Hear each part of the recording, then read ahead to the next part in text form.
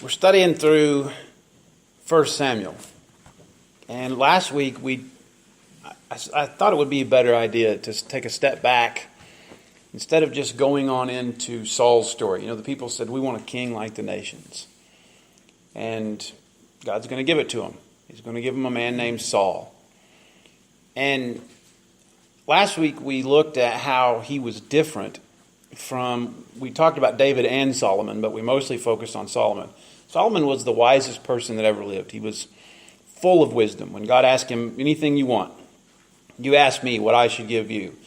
He says, give me wisdom so that I can rule these people. And God blessed him more than he could have even imagined. And so Solomon wrote a bunch of Proverbs, and we started with the first proverb. He also wrote Ecclesiastes, just the books of wisdom. And you compare him to Saul, and Saul was foolish compared to Solomon, wasn't he? He was a foolish king. He was the first king of Israel. He was a king like the nations. He was the people's choice. God chose him. You see that through he picked. They had to use the lot to see that God had picked him. But he was what the people wanted, and when they saw that they got what they wanted, they were happy. Look how great this man looks and all this. But he was morally, spiritually bankrupt. He was kind of like a picture of human effort and human wisdom. And it's a contrast against God's wisdom and God's way. We talked about 3 specific things in his life. And I want to review those again today. I want you to turn to them. Go to 1 Samuel chapter 13, verse 8. Where Saul has, in chapter 9, he's made king. And that gets established through chapters 10, 11, and 12. He's made the king, and he defeats the Ammonites, and the kingdom is renewed. And then Samuel bids farewell. He's not going to be the main leader anymore. And Saul goes to fight against the Philistines. And we're going to start in verse 8, where he's waiting on Samuel. 1 Samuel chapter 13, verse 8. He waited 7 days, the time appointed by Samuel. But Samuel did not come to Gilgal, and the people were scattering from him. So Saul said, bring the burnt offering here to me and the peace offering. And he offered the burnt offering. As soon as it had finished, behold, Samuel came. And Saul went out to meet him and greet him. And Samuel said, what have you done? And Saul said, when I saw that the people were scattering from me, and that you did not come within the days appointed, and that the Philistines had mustered, I said, now the Philistines will come down against me at Gilgal, and I have not sought the favor of the Lord, so I forced myself and offered the burnt offering. And of course Samuel tells him, you've done foolishly. They're in this place where they're getting ready to fight, and Saul starts getting antsy. Samuel, the guy who's supposed to come and offer the sacrifice and sort of bless the soldiers before the battle, he hadn't come. The time has passed. And so he gets too antsy, and he says, you know what, I think I know a better way to handle this. Instead of waiting on Samuel and have everybody leave me, because they're thinking this isn't going to happen, and they start to wander off, and I'm losing control, and the Philistines are going to come, and we're not prepared. We need to start working on this right now. I have a better way. I'll offer the sacrifice. And was he supposed to do that? Was it the king's place to offer the sacrifices of the priests? It wasn't. But he thinks he has a better way. And it goes back to that verse that there is a way that seems right to a man, right? There's a way that seems right to a man, but what's the end? Yeah, destruction, death. That's exactly what we see coming with him. He gives this unlawful sacrifice. And I want to stop there. We'll come back to it in a minute. Let's go to the second main thing that he did. Just flip the page. Go over to chapter 15.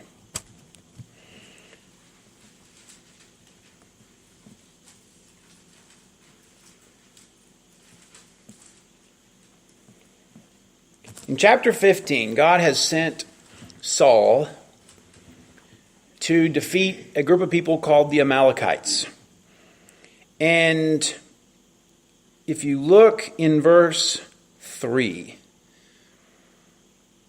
In verse 2, he says, I've noted what Amalek did to Israel in opposing them on the way to Egypt. Now, go and strike them and devote to destruction all they have. Do not spare them, but kill both man and woman, child and infant, ox and sheep, camel and donkey.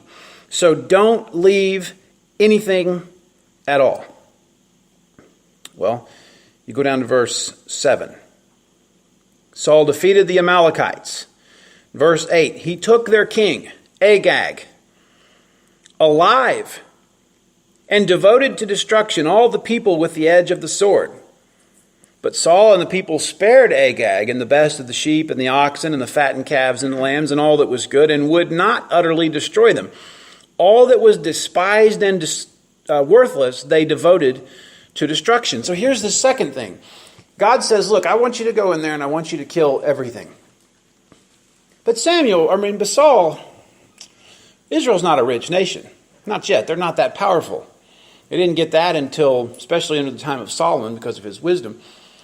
And he, in his own wisdom, he says, killing all this stuff doesn't make any sense. I mean, I get it that we'll kill the people. We need them out of here. But why would we waste all these animals? Why would we waste all this livestock when we could really increase our riches? And why would I kill their king when I could keep him alive as an example? I can make him my own servant. I can do whatever I want with him. He's my trophy. Why would I do that? You know what? I have a better way. I know something that's even better. And so he follows through with this plan. Go over to chapter 28.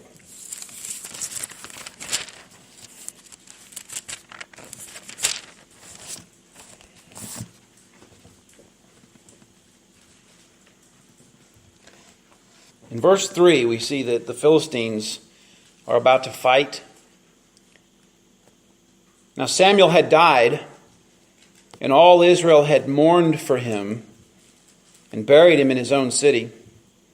And Saul had put the mediums, the witches, and the necromancers out of the land.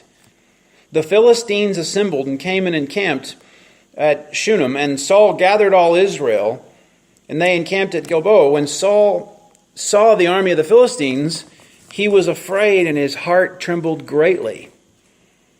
And when Saul inquired of the Lord, so this is after he's had a pretty long life here, and he's come from, he started out as that humble kid hiding in the baggage and feeling pretty small and not exceedingly great, to a couple of times now he said, I know a better way. And he rejected what God's way was. And we get to this part now, and God won't answer him. God won't speak to him through anything. When Saul inquired of the Lord did not answer him, either by dreams or by Urim or by the prophets. Remember the Urim, that's the thing that the priest wore, and you could kind of get a yes or no answer.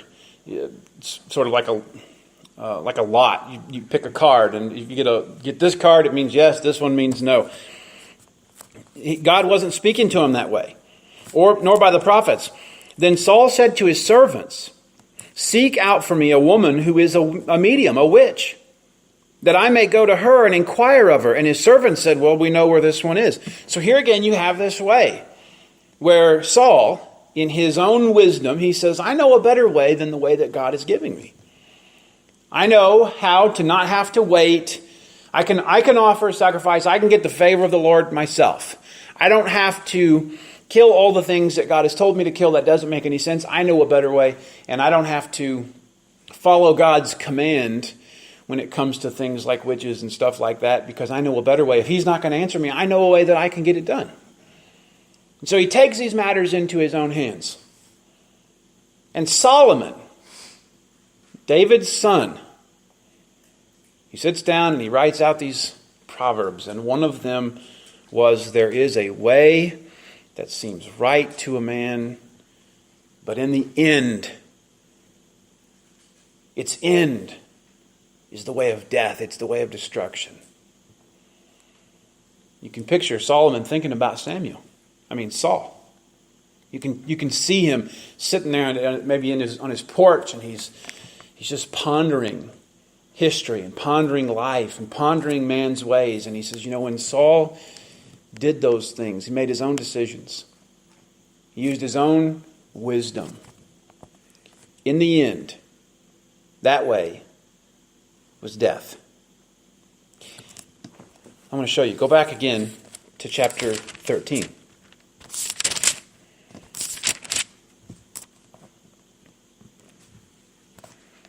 This is where he had made the unlawful sacrifice. And if you'll go down to verse 14, we'll start in 13. Samuel said to Saul, "You have done foolishly. You have not kept the command of the Lord your God, which he commanded you, for then the Lord would have established your kingdom over Israel forever." Here's the key word. He would have established your kingdom. You would have died and your son would have been next in line. He would have established your kingdom forever. But now, your kingdom shall not continue. The Lord has sought out a man after his own heart and has commanded him to be prince over his people because you have not kept the commandment. So, his first time that he makes this mistake, one of the things we'll talk about with Saul is that he wasn't repentant. Big difference between David and Saul. Starts with this wisdom. God says, "This is my way. I want you to go and do this." The priests are going to offer the sacrifices. You, Saul, you're going to wait for Samuel. And he says, "No, I have a better idea." And God says, "You know what? Because of that, I'm going to take your kingdom away. Your kingdom will not endure forever." But he's still the king. He still gets to live. But his son won't be, or at least somewhere in that line, it's going to come apart. Go back to chapter 15. Saul failed to kill Agag. Look at verse 28.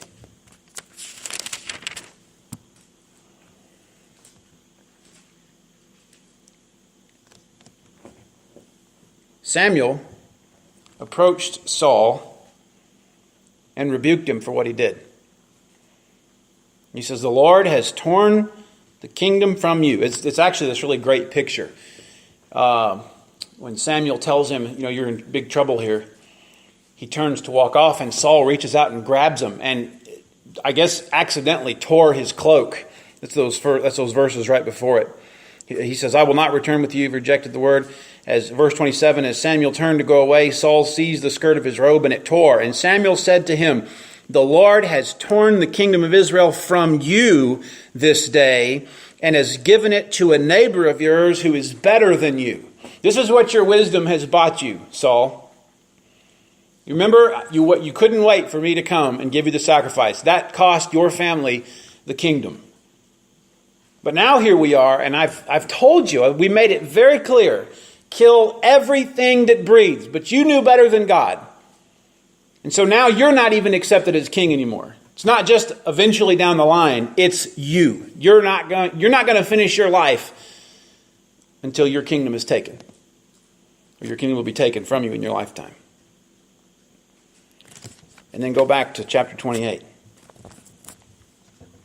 Look at verse 19. Saul goes and sees that witch. He's there talking, and you know what? God actually lets Samuel speak to him. It scares the woman to death. And he's sitting there talking to Samuel, and he's not repentant. He doesn't really care. He just wants, he says, "I'm in great distress, for the Philistines are warring against me, and God has turned away from me and answers me no more." And here's what, look at verse 18 first. He says, "Because you did not obey the voice of the Lord and did not carry out his fierce wrath against Amalek, therefore the Lord has done this thing to you this day. Moreover, the Lord will give Israel also with you into the hands of the Philistines, and tomorrow you and your sons shall be with me. The Lord will give the army of Israel also into the hand of the Philistines." So you see this progression from Saul. He says, "I've got enough wisdom, I can make my own decisions. I don't need to worry about what God says. I'll do these things myself." And God says, "Strike one, that's your kingdom. Strike two, that's you as king. Strike three, that's your life." There is a way that seems right to a man, but in the end, it leads to death. This is what we see when we compare Saul with Solomon. And Solomon When he writes this stuff down, he writes that proverb, there's a way that seems right. He also writes in that first proverb, the fear of the Lord, the fear of the Lord. The fear of the Lord. That's the beginning of wisdom. And fools despise wisdom and instruction. And then when he was writing Ecclesiastes, we have these 12 chapters of wisdom and information about life and the things that are important and spiritual things. And he ends it by saying this. This is Ecclesiastes 12, 13, and 14. He says, the end of the matter, all has been heard. This is, if I'm going to summarize Ecclesiastes, here's how I'm going to end it. Fear God and keep His commandments, for this is the whole duty of man. You want to know what the wisest person who ever lived, if he said, if I just want to fit it all into a little strip of paper to put in a fortune cookie, this is it. Fear God and keep His commandments. Because everything else, I mean, the whole law comes down to that, doesn't it? Love the Lord your God with all your heart. Fear God and keep His commandments. That's if you want to know what wisdom is, you want to know how to be successful, you want to live for Him. It comes down to that. Fear God and keep His commandments. For God will bring every deed into judgment with every secret thing, whether good or evil. Because God knows what you do, and God reveals what you do and rewards. The reason that Saul sacrificed that sacrifice is because he had no fear. I mean, can you imagine that? Put yourself in that place. These three events. That first one, he goes up there and he says, I don't think we can wait on Samuel anymore. And they say, well, but, you can't offer that sacrifice. Well, I know I'm not supposed to, but the people are leaving. God doesn't seem to really care. Look, it's just a one-time thing. I'm the king. Do what I tell you to do. Go get it. I'll take care of it. Don't worry about it. Why would he do that? It's because he had no fear of God. He had no fear of sacred things. There were things that God said, look, this is sacred. And when you know what the priesthood is from the new covenant perspective, the priesthood is a picture of Christ. And he is usurping that. He says, I'm going to take this into my own hands. From a new covenant perspective, that's catastrophic. You cannot take the priesthood into your own hands. You have no authority. And God takes it very seriously, as we saw. Saul didn't fear sacred things. And we'll take it even further. Later on in 1 Samuel chapter 22, he's looking for David. He wants to kill him. And he goes to the priest. It's the priest at Nob. What did he do to them? He said, you knew that David was on. David had stopped in there and got some food. And they said, hey, why are you here by yourself? This is strange. Why is one of Israel's most famous warriors traveling through here alone? He said, hey, don't worry about it. I'm on a secret mission. Just give me some food and I'll go. And of course they're going to do that. And they helped him. And Saul comes through and he says, has David been through here? And they said, yeah, he's been through here. And he said, you helped him. And you knew. And he said, no, we didn't know. How could we have known? And Saul killed every single one of them and he razed the town. How's that for a lack of fear for sacred things? He had no fear. He held the priesthood in contempt. Another thing, when he did what he did with Agag, he let him live. Do you know what it says? Look at that again. 1 Samuel chapter 15, verse 18.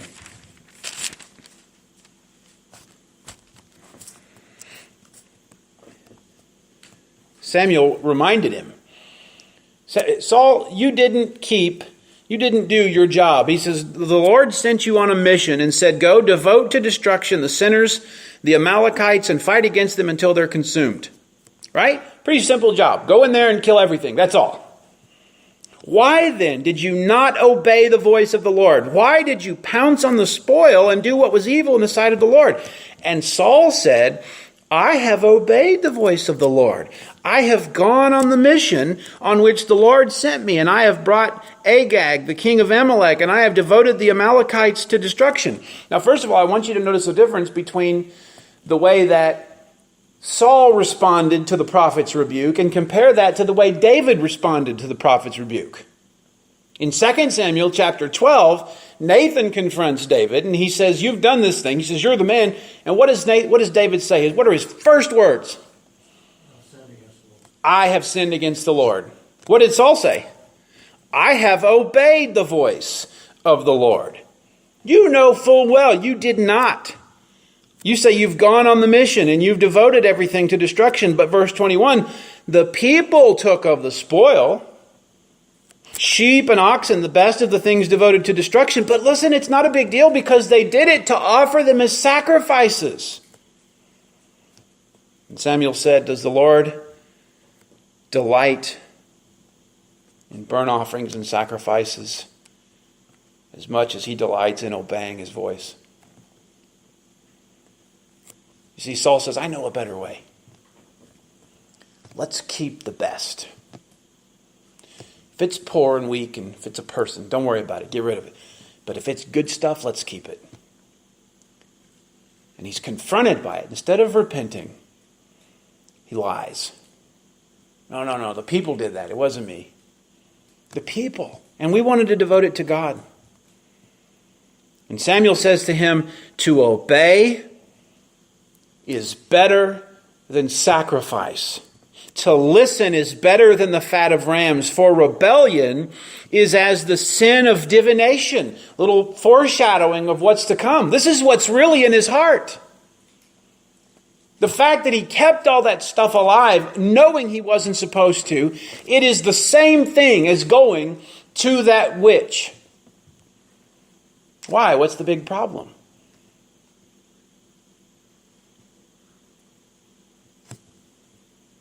To obey is better than sacrifice because rebellion is like divination.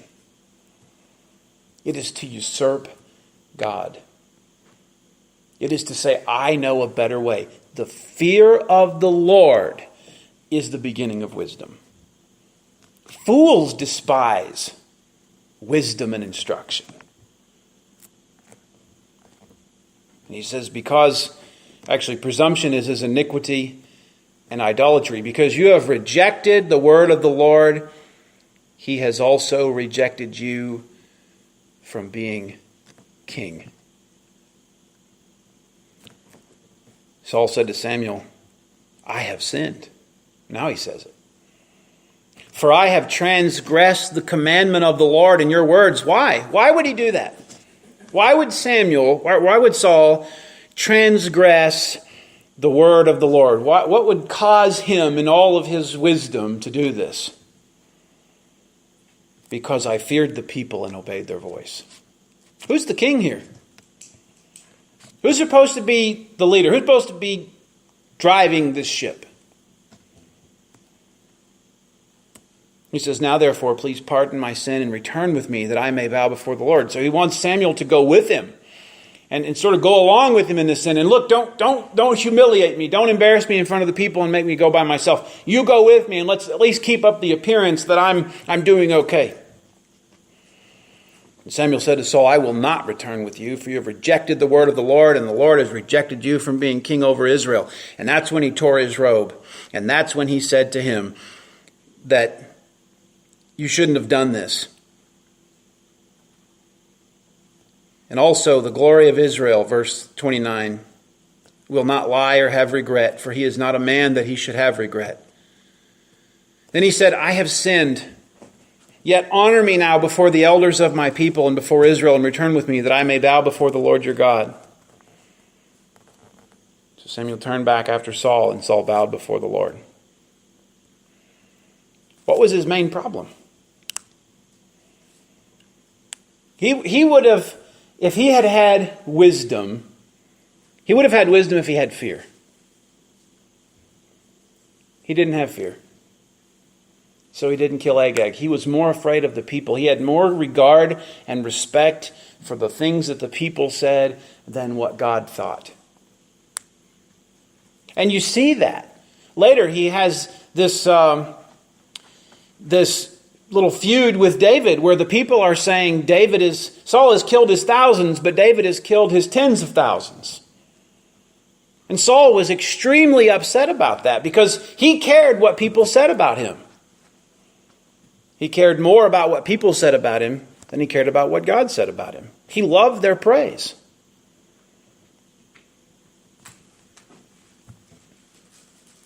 Go back to chapter 28 again. The witch of Endor.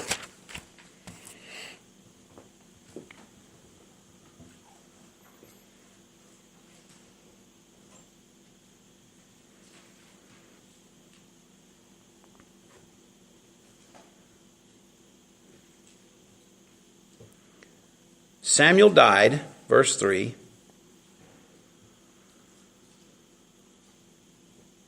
And then Saul disguised himself, verse 8. And he met this woman. And he said, "Divine for me by a spirit, and bring up for me whomever I shall name to you." The woman said to him, "Surely you know that's what Saul has done, how he has cast off the mediums and the necromancers from the land. Why then are you laying a trap for my life to bring about my death?"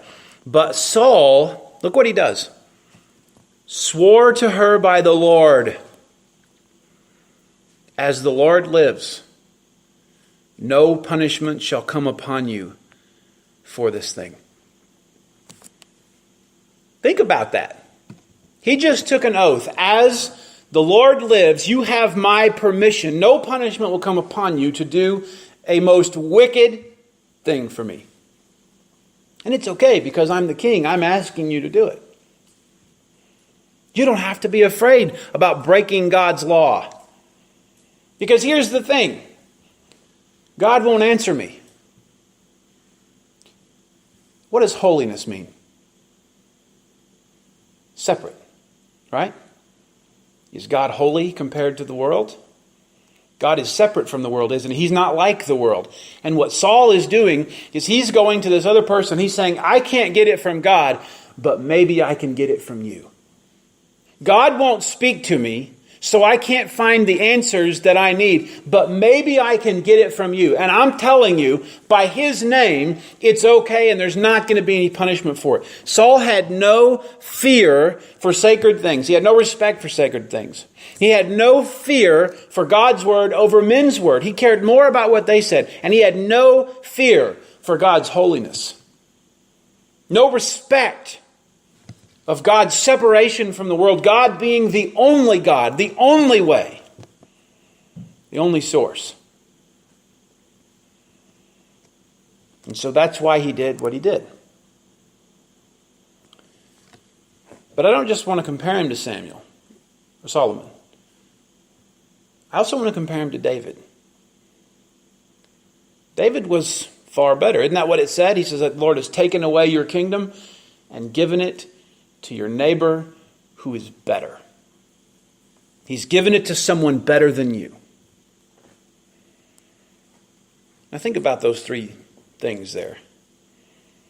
No fear for sacred things, no fear for God's commands, no fear for God's holiness. We see the exact opposite in David's life, don't we? Think about this. If someone was chasing you, you know the story. David had to go on the run because Saul wanted to kill him, right? And when David got to this place, this guy came and he says, "Hey, we found Saul. He doesn't know where we are, but we know where he is. And I'm telling you, I can kill him in one swipe." He says literally, "I won't have to do it twice. Let me go and kill him and we'll end this thing right now." Now, what would you do? I mean, it's sensible, right? It's very sensible to say, well, God has told me that I'm going to be the next king. And this guy wants to kill me. I could end this whole thing right now. And you could say, I know a better way. My wisdom tells me that there's a better way to do this. But David's fear of the Lord was so great that he feared the sacred things You remember what he told the guy? The guy says, I can kill him, and it's not going to be anything. I'll have it over with in a second, and this whole war is over, and you're the king. And David said to him, this is 1 Samuel 26:9, do not destroy him, for who can put out his hand against the Lord's anointed and be guiltless? What? But he wants to kill you. I mean, there's not a court on earth that would convict you for that. He's literally chasing you. And David says, I will not put my hand on him. Why not? He's anointed. It's sacred. Completely different than Saul. He had fear of God, which led to a respect, a fear for the sacred things. He also loved God's commands. Have you ever read Psalm 119? Just sit down and read it. It's very long. Longest in the Bible. And it's all about God's law. Just to give you an example, this is Psalm 119:20. My soul is consumed with longing for your rules at all times. My soul is consumed. That's what I cannot get this out of my mind. I have such a passion for this. I have such a longing for your rules. I want to know what you want. I want to know who you are all the time. Why, though? I mean, to call it rules, that kind of sounds bad, doesn't it? It's just like checklist. It kind of was with the law. But listen to this. Go to Psalm 119, verse 67.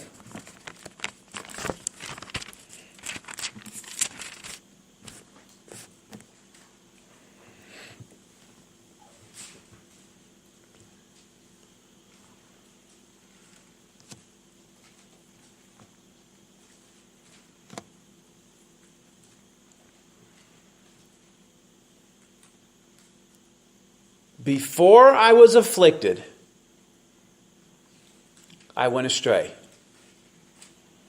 But now I obey your word. You hear that? Before I was afflicted, I went astray. But now I obey your word. Does that sound like Saul to you? Does that sound like something he would say? Before I was afflicted, I went astray, but now I obey your word. That sounds more like David, doesn't it? It was David who said, create me a clean heart, O God. It was David who said, I have sinned against the Lord. Saul said, I haven't done anything wrong. And if I have done anything wrong, it's because, well, the pressure. I've got a reason. David's so in love with God's commands. He's so fearful of God that he says, you know what? You chastised me through affliction. Some bad stuff happened to me. You know the story. You know the whole story of his life. All the stuff he had to endure. And you can see his life, how it kind of goes up, up, up, up. He kills Goliath and he becomes the king. And he's at the very top, at the very pinnacle. And then Bathsheba. And his life just takes a nosedive straight down. Everything after that is bad news. He's sitting out there and he's writing and he's thinking and he says, before I was afflicted, I went astray. But now I obey your word. Skip down to verse 71. It is good for me that I was afflicted, that I might learn your statutes. The law of your mouth is better to me than thousands of gold and silver pieces. What was it that Saul wanted to build up for Israel? Look, we have an opportunity here. We've just taken an entire nation's, all their cattle, all their sheep, all their oxen. We've got it all. We can do anything we want with this. We're rich. I know. I had to go against what God said to do it. But look. David says, I'll kill every one of them if it means that, if that's what I have to do to obey God. If I have to forsake all the riches of the world, if I have to give up thousands of pieces of gold and silver to obey the Lord, is better than all of that. He had such a fear for God that he respected his commands. And it's why he prayed, create in me a clean heart. I don't want to stay like this. I don't want to be like Saul, who only hardened his heart and became worse as he went. I want the joy of your salvation. So he feared God. He feared the things that were sacred. When he feared God, he loved God's commands. And when he feared God, he sought God only. God was it. Look at Psalm 62.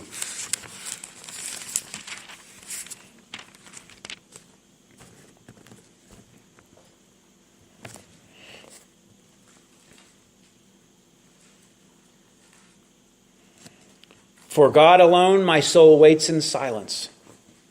From him comes my salvation. He alone is my rock and my salvation, my fortress. I shall not be greatly shaken. Look at the next chapter, Psalm 63. O God, you are my God. Earnestly I seek you.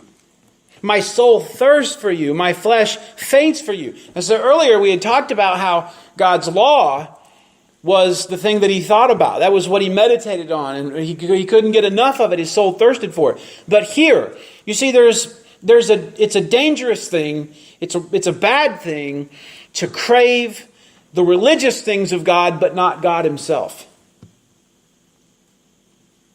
When you have a healthy fear of God, you will have a healthy fear of his rules. David says here, it's not just your law that I thirst for. My soul thirsts for you. My flesh faints for you. It's like I'm in a dry and weary land where there's no water. So I have looked upon you in the sanctuary, beholding your power and glory, because your steadfast love is better than life. Your love doesn't change. And that to me is better than my own heart beating. So my lips will praise you. I will bless you as long as I live. In your name I will lift up my hands. My soul will be satisfied as with fat and rich food, and my mouth will praise you with joyful lips when I remember you upon my bed and meditate on you in the watches of the night. I cannot sleep because I'm thinking about you. The wheels are just going in my mind. You satisfy me. You motivate me. For you've been my help. And in the shadow of your wings I will sing for joy. My soul clings to you. Your right hand upholds me. And what was it God said about this man? You know the difference. A man after my own heart. That's right. I have found a man after my heart who will do all my will. This is the big difference between Saul and David. Saul had no wisdom. He thought my way is the better way. And the reason that he thought that is because he had no fear of God. He was a religious man, to be sure, but no fear. And God gives him 2 more kings right after Saul to show him this is what a king does. A king fears the Lord, and the king is full of wisdom. So for us, I want to go back to Psalm 119. I'll give you something to think about here. Psalm 119, verse 9. These are listed under the Hebrew alphabet. So the first section there is Aleph. They all begin with that letter. We would call it A, Aleph, and then this one is Bet. He starts asking this question. How can a young man keep his way pure? How can a young man keep his way pure? How can I not be like Saul? How can I be a king that's accepted by God? By guarding it according to your word. How can a young man keep his way pure? By guarding it according to your word. With my whole heart, I seek you. How can a young man keep his way pure? Seek him with your whole heart. Let me not wander from your commandments. I have stored up your word in my heart that I might not sin against you. Blessed are you, O Lord. Teach me your statutes. With my lips I declare all the rules of your mouth. In the way of your testimonies I delight as much as in all riches. I will meditate on your precepts and fix my eyes on your ways. I will delight in your statutes.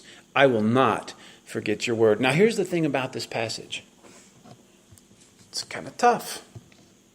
How can a young man keep his way pure? Well, you got to guard it according to his word. You've got to have a devoted heart. You've got to seek him and constantly seek him. Put your eyes on him. We can't do that though, can we?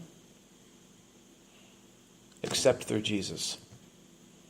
He is the author and perfecter of our faith. This is what it means. That's what it means, is he's able to take these people who are like Saul with no heart. And he gives to us a heart of flesh. He puts his laws on our hearts. And we go from being like Saul, who cannot serve him, who cannot please him, who think we have the better way. We know a better way. No fear of God. And Christ changes all that, and his divine power has granted to us all things that pertain to life and godliness through the knowledge of him who has called us according to his own glory and excellence. God has called us in a way that's very similar to the way he called David. I want you. And in his divine power, he's given us everything that we need, beginning with fear. He's abounded toward us in all wisdom. So that now we can hear this and we can say, how can a young man keep his way pure? God, how can I be pure? I know. I'm going to guard it according to your word.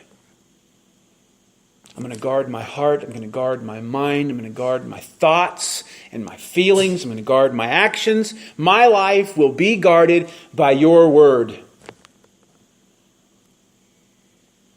I'm going to seek you with my whole heart, not from my own power, but by what you have done. By faith, I will seek you with everything I have. It'll be the thing that drives me in the morning. It'll be the thing that keeps me up at night. To have a passion for God. It's not a work of the flesh. It's not anything that Saul could have ever done for himself. It's what God does for us through Christ. So let me not wander from your commandments.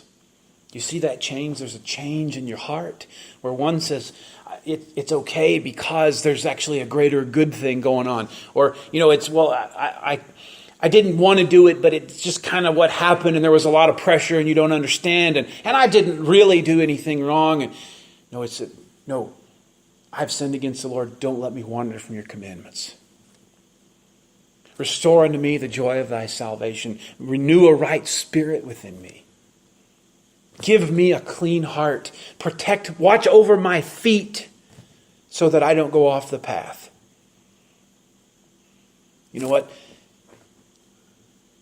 Your word is so important to me that I've stored it in my heart. I keep it here so that I don't sin against you. I read it because I want to know what it says. I fear you. I love you. You're all I can think of. And so I say, blessed are you, O Lord. You are blessed, teach me your statutes. I will declare it with the lips of my mouth. I want it more than I want to be rich. I want it more than I want anything else. I will meditate on your precepts by faith because of Christ through the power of the Spirit. I will meditate on your precepts and fix my eyes on your ways. Isn't that what it says in the New Testament? We set our minds on things above. We consider Christ our forerunner. We fix our eyes on Him, the author and perfecter of our faith, and we run this race that's set out before us. We do it because of fear and wisdom. And I will delight in your statutes. What a blessing. What a blessing for us.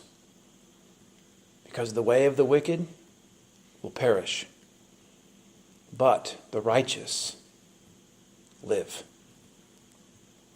Jesus, thank you for your wisdom. And thank you for the fear that you give us. God, may we be like David. We want to be careful. We don't want to see this as a religious checklist for us to do. We want to see that fearing you and living in wisdom is a result of the Spirit living inside of us because of faith. But like James says, faith without works is dead. By faith we do these things. Don't let us wander from your commandments. Teach us to store up your word in our hearts, that we might not sin against you, and that we might say, blessed are you, O Lord, and delight in your statutes. We confess you. We repent of sin. And we rest on that solid rock of wisdom and fear. In Jesus' name, amen.